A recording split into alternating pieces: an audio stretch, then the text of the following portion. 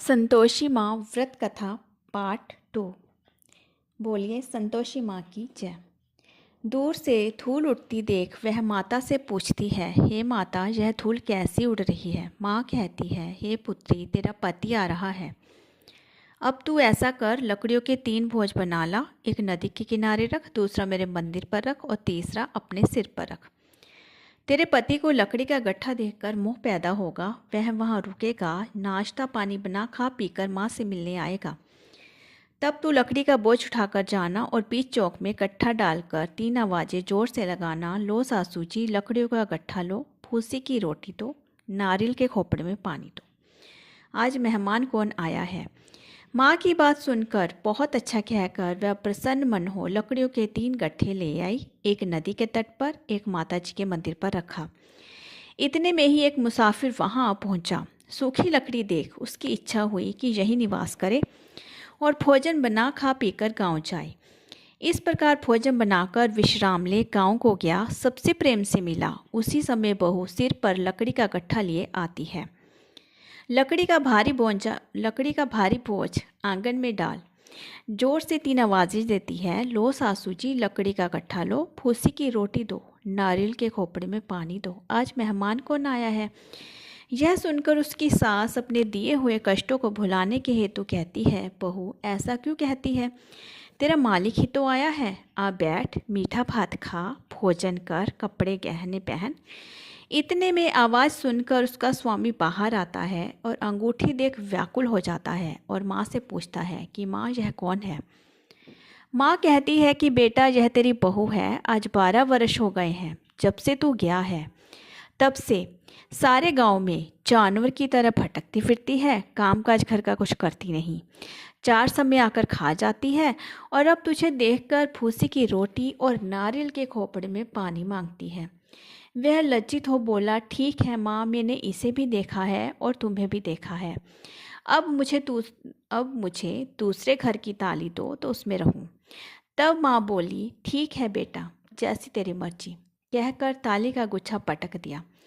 उसने ताली ले दूसरे कमरे में, जो तीसरी मंजिल के ऊपर था, खोलकर सारा सामान जमाया। एक दिन में ही वहाँ राजा के महल जैसा ठाट-बाट बन गया। अब क्या था, वे दोनों सुखपूर्वक रहने लगे। इतने में अगला शुक्रवार आया। बहू ने अपने पति से कहा कि मुझको माता का उद्यापन करना है। पति बोला, बहुत अच्छा, खुशी से करो। वह तुरंत ही उद्यापन की तैयारी करने लगी। जेठ के लड़कों को भोजन के लिए कहने गई। उन्होंने मंजूर किया, परंतु जेठानी अपने बच्चों को सिखाती है, देखो रे, भोजन के समय सब लोग खटाई मांगना, जिससे उसका उद्यापन पूरा ना हो। लड़के जीमने आए, खीर पेट पर खाई, परंतु बात ज़्यादा आते ही कहने लगे, हमें कुछ खटाई तो, खीर खाना हमें नहीं भाता, देखकर अरुचि होती है। बहू कहने लगी, खटाई किसी को नहीं दी जाएगी, यह तो संतोषी माता का प्रसाद है।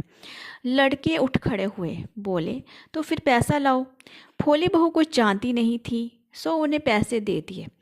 लड़के उसी समय हट करके इमलीला खाने लगे। यह देख बहू पर माता जी ने कोप किया। राजा के दूत उसके पति को पकड़ कर ले गए। जेठ जेठानी मनमाने खोटे वचन कहने लगे। लूट कर धन इकट्ठा कर लाया था, सो राजा के दूत उसको पकड़ कर ले गए। अब मालूम पड़ जाएगा जब जेल की मार खाएगा। बहू से यह वचन सहन नहीं हुए। रोती रोती माता के मंदिर में गई। हे माता, तुमने यह क्या किया। हंसाकर क्यों रुलाने लगी।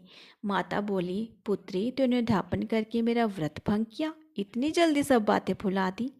वह कहने लगी, माता, भूली तो नहीं हूँ, कुछ अपराध किया है।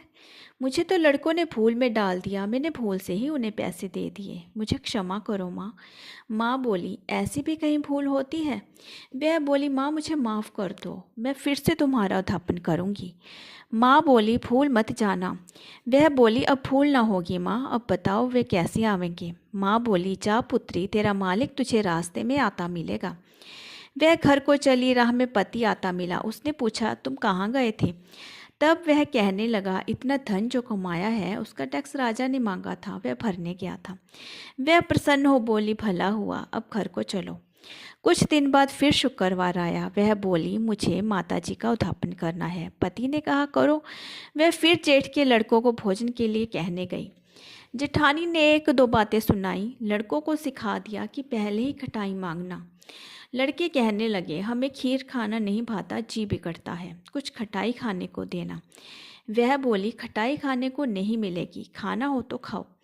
वह ब्राह्मणों के लड़कों को लेकर भोजन कराने लगी। यथाशक्ति दक्षिणा की जगह एक एक फल उन्हें दिया। इससे संतोषी माँ प्रसन्न हुई। माता की कृपा होते ही 9वें मास उसको चंद्रमा के समान सुंदर पुत्र प्राप्त हुआ। पुत्र को लेकर प्रतिदिन माता के मंदिर जाने लगी। माँ ने सोचा कि यह रोज यहाँ आती है, आज क्यों न मैं इसके घर चलूं, इसका आसरा देखूं तो सही। यह विचार कर माता ने भयानक रूप बनाया। गुड़ और चने से सना मुख, ऊपर सूंठ के समान होंठ, उस पर मक्खियाँ भिनभिना रही हैं। दहलीज में पांव रखते ही सास चिल्लाई, देखो रे, कोई चुड़ैल चली आ रही है, लड़कों इसे भगाओ नहीं तो किसी को खा जाएगी। लड़के डरने लगे और चिल्लाकर खिड़की बंद करने लगे। बहू रोशनदान से देख रही थी, प्रसन्नता से पागल हो चिल्लाने लगी, आज मेरी माता जी मेरे घर आई हैं।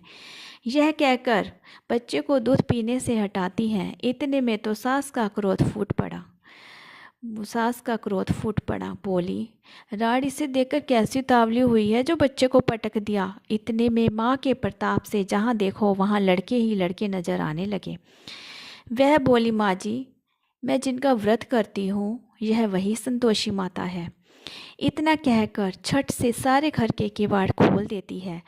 सबने माता के चरण पकड़ लिए और विनती कर कहने लगे, हे माता, हम मूर्ख हैं, हम अज्ञानी हैं, पापी हैं। तुम्हारे व्रत की विधि हम नहीं जानते। तुम्हारा व्रत भंग करके हमने बहुत बड़ा अपराध किया है। हे माता, आप हमारे अपराधों को क्षमा करो। इस प्रकार माता प्रसन्न हुई। माता ने बहू को जैसा फल दिया वैसा माता सबको दे। जो पढ़े उसका मनोरथ पूर्ण हो। बोलिए संतोषी माता की जय। योग सिद्धि विदेह जनक को गुरु अष्टावक्र ने आधे श्लोक में ही शास्त्रों का सार बता दिया था। ग्रंथ करोड़न में कहा है ये सबका सार, ब्रह्मा सत्य जग झूठ है, जीव ही ब्रह्मा निहार। जीव से ही जीवित जगत, माता खेलत खेल, ब्रह्मा रूप पहचान लो, कटे जगत की झेल। बोलिए संतोषी माता की जय।